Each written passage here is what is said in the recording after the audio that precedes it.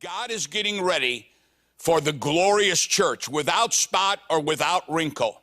You know, the Bible says that God has not given us a spirit of fear, but of power, a sound mind, of power.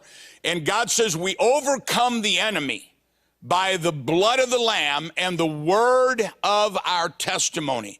I want to just share with you very briefly. We talked about it with Marcus and Joni, but I want to share with you very briefly what my family has just experienced, because our God is no respecter of persons. I think I said this when we were on there, that in ancient Jewish wisdom, it says whenever you see or hear of a miracle in somebody else's life, it's because God is saying you're next. Now, let me say that again. God is saying you are next.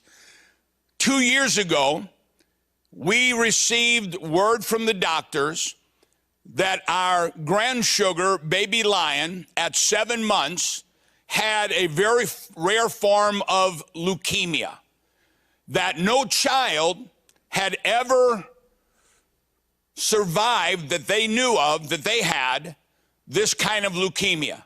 Here we are, 2.5 years later. Lion is 100% healthy.